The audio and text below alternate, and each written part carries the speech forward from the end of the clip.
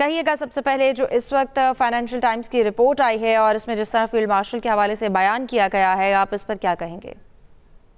देखिए, financial time जो है आपको पता है यूके का और दुनिया का एक बहुत ही मोतबर अखबार है। और ये जब बात को करते हैं दुनिया पढ़ती है, उसकी कदर करती है और एक्नॉलेज करती है।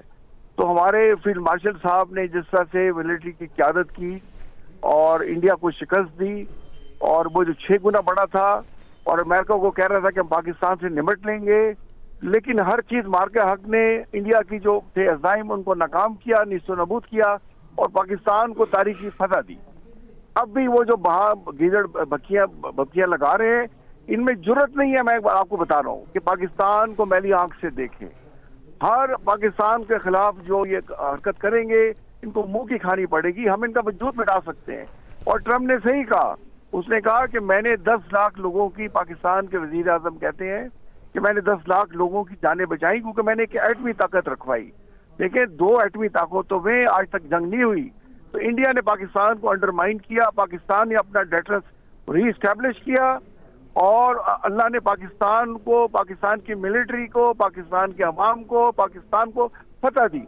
और इस फतह की कदर जो है पूरे दुनिया ने की और वो देख रही है। और फील्ड मार्शल साहब की जहां तक बात है, देखें, मैं ये समझता हूं कि उनके सामने एक ही मकसद है कि पाकिस्तान को मजबूत से मजबूत करें और हर पाकिस्तान के आने वाले दिन के साथ वो मजबूत से मजबूत तर हो और पाकिस्तान के दिफा में वो किसी भी हद तक जा सकते हैं। मुझे इसका पर्सनल एक्सपीरियंस है और वो वाकई मार के हक में अगर इंडिया माफी ना मांगता और जंग ना रुकवाता, हमने इंडिया का सफाया कर देना था। तो इसलिए फील्ड मार्शल साहब की कदर पूरी दुनिया में हो रही है कि जो कहते हैं वो करके दिखाते हैं।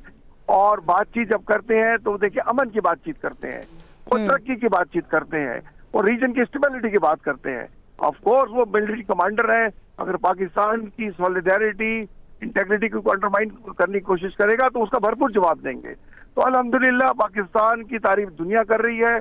अब इकोनॉमिकली हम स्ट्रांग होंगे क्योंकि पाकिस्तान में critical minerals, rare earth metals, hydrocarbon के अनप्रेसिडेंटेड रिसोर्सेज का पता चला है। तो इंशाअल्लाह हर आने वाले दिन के साथ पाकिस्तान मजबूत होगा और मैं ये समझता हूं कि पाकिस्तान के सुनहरी दौर का आगाज हो चुका है। सही। तारिक रशीद साहब, ये भी कहिएगा, जिस तरह से आलमी सतह पर पाकिस्तान की बढ़ती हुई दिफाई रिकग्निशन है, ये क्या पाकिस्तान पर मुस्तकबिल में एक ग्रेट स्ट्रैटेजिक एक्सपेक्टेशंस बढ़ा रही है? ये इसका कितना बोझ डालेगी? देखिए, अभी जो सऊदी अरेबिया, जब आपसे देखिए दुनिया का सबसे ज्यादा तेल प्रोड्यूस करने वाला मुल्क सऊदी अरेबिया है। हमारा उनसे जो था दोस्ताना, ब्रदरहुड, फ्रेंडशिप, देखिए जब से सऊदी अरेबिया का वजूद उस दिन से है और हमारी वहाँ पे फौज की प्रेजेंस वहाँ शुरू दिन से है। मैं खुद वहाँ पे एज ए कैप्टन, मैंने वहाँ पे जॉर्डन इजराइल के बॉर्डर पे मैंने नौकरी की हुई है। तो उनके साथ हमारी मिलिट्री कोलैबोरेशन तो थी, बट मार का हक के बाद उन्होंने समझा कि अगर उनके साथ कुछ जुड़ के खड़ा हो सकता है और इजराइल को कोई लगाम डाल सकता है तो पाकिस्तान है। इसलिए पाकिस्तान के साथ उन्होंने स्ट्रेटेजिक डिफेंस म्यूचुअल एग्रीमेंट किया और बाकी ममालिक भी करना चाहते हैं। तो पाकिस्तान के, जैसे फील्ड मार्शल साहब ने कहा कि पाकिस्तान की जो भी कैपेबिलिटी है, खासतौर पर मिलिट्री, वो हम अपने मुसलमान जो भाई ममालिक हैं सदावन, उनको हम देने को तैयार हैं।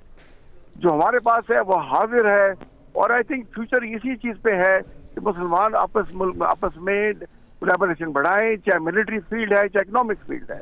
तो इंशाल्लाह आप देखेंगे कि हमारे और मुल्कों के साथ डिफेंस एग्रीमेंट भी होंगे, हमारी जो मिलिट्री रिस्पांस और कैपेबिलिटी पहले से मजबूत होगी और हम इंशाल्लाह इकोनॉमिकल भी स्ट्रांग होंगे। हमने सिर्फ ये करना है कि पाकिस्तान के मुस्तकबिल पे पक्का यकीन रखें और पाकिस्तान को अब इकोनॉमिकली जो है मजबूत से मजबूत तर बनाएं।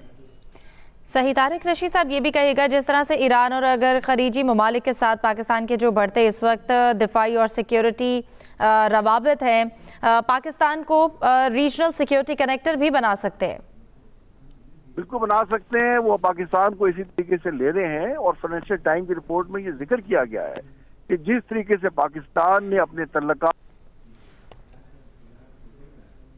किए हैं वो बड़ा कमेंडेबल है और जिस तरीके से रियाज और ईरान के साथ तल्लुकात को बैलेंस किया है, उनको मजबूत बनाया है, उसकी भी उन्होंने तारीफ की है। तो पाकिस्तान एक देखिए पूरे खित्ते में, चाहे साउथ एशिया हो, ईस्ट एशिया हो, सेंट्रल एशिया के साथ वेस्ट एशिया, इसमें अब इसको एक स्टेबलाइजर और उस हुकूमत के तौर पे देख रहे हैं।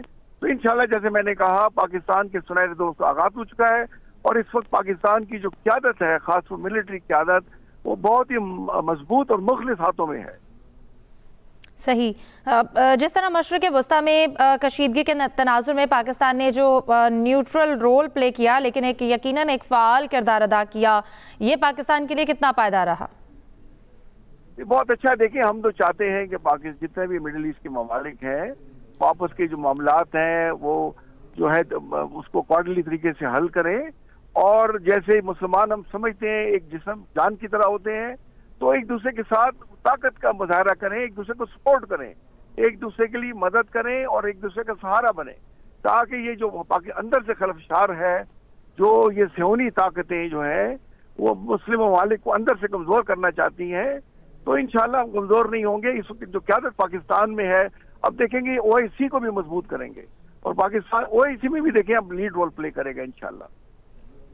सही। आपको क्या लगता है कि खारजा पॉलिसी में अस्करी इदारों की जो एक लीड रोल है, ये इंस्टीट्यूशनल ज़रूरत बन चुकी है या इसे ट्रांजिशनल फेज कहेंगे?